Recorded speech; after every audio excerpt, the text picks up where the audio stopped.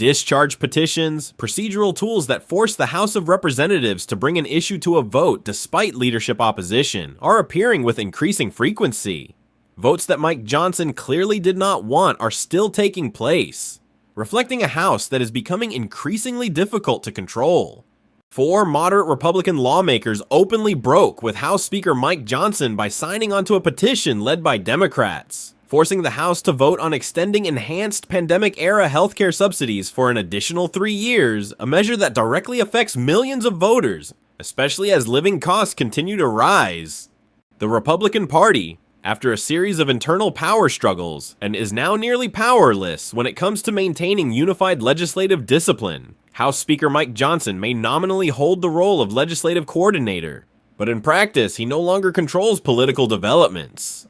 As that coordinating authority erodes, individual Republican lawmakers begin acting based on their own political calculations, particularly as polling shows the electoral environment worsening for the party. Amid this erosion of power, Greenland has unexpectedly moved to the center of U.S. politics. Don Bacon, a Republican congressman from Nebraska, broke one of the last remaining taboos by openly raising the possibility of impeaching Trump. His message was clear. If Trump turns his rhetoric about Greenland into concrete action, the political consequences would be irreversible. In that case, impeachment would no longer be a Democratic tool, but a form of self-defense for the Republican Party itself. It is important to emphasize that Don Bacon is not a lone voice. He is simply saying out loud what many Republican lawmakers are already thinking but are not yet willing to state publicly.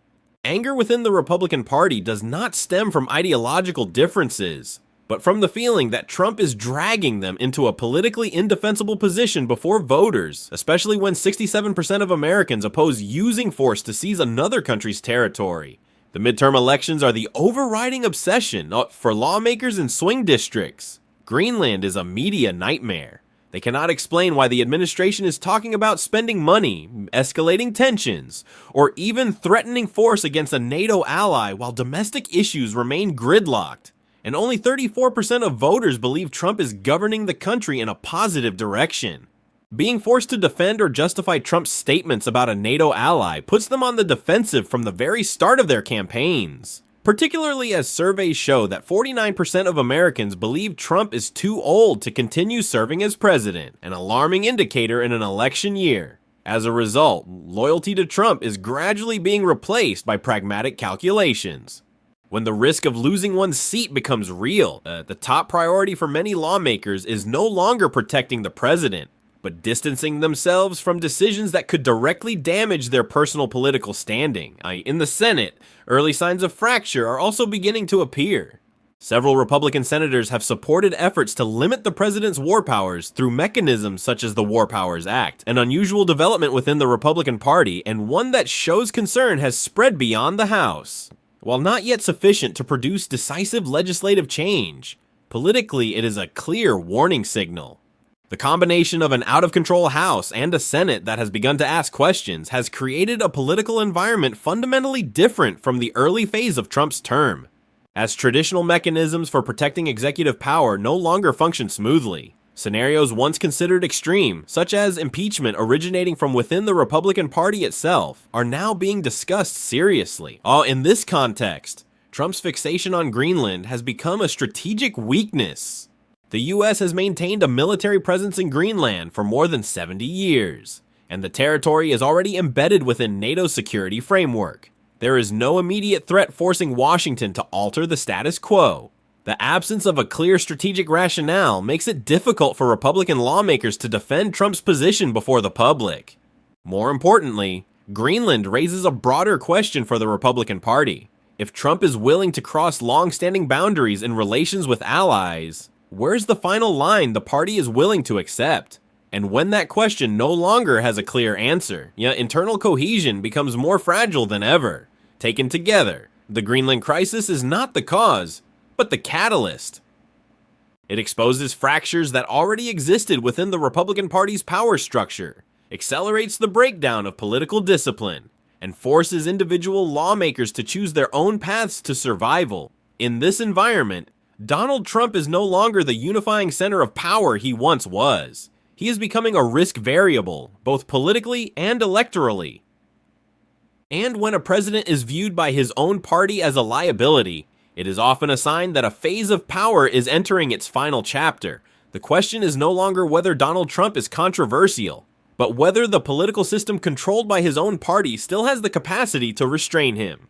This is the key reason the Greenland issue has become more serious than any foreign policy crisis before it. According to sources on Capitol Hill, what worries many Republican lawmakers most is not a specific military action, but Trump's repeated violation of the unwritten red lines of US politics without facing a strong internal response from the party. When statements about Greenland are not firmly rejected, they effectively become part of policy, even without congressional approval or formal debate. This places the Republican Party in a strategic dilemma. If it remains silent, it risks being seen as complicit. If it openly pushes back, it shatters the image of unity the party has spent years building around Trump. But in the current political environment, silence is beginning to carry a higher cost than action. That dynamic is widening the gap between Trump and Republican lawmakers on the front lines of competitive elections. While Trump operates politically through displays of power and confrontation, these lawmakers need stability, defensibility, and clear messaging to voters. Greenland meets none of those requirements. Observers in Washington argue that Trump is underestimating the scale of this shift. He continues to behave as though the Republican Party still operates under the old logic, protect the president at all costs. But political reality has changed. Electoral pressure, voter fatigue, and accumulating risks are forcing lawmakers to prioritize their own interests and those of their districts. And this is precisely the point at which many Republican lawmakers begin to consider options once viewed as extreme. Not because they want to confront Trump, but because they recognize that the cost of inaction may be far higher. In the short term, there is no sign that an impeachment process will be launched immediately. But in politics, the fact that a scenario is openly discussed is often enough to change behavior.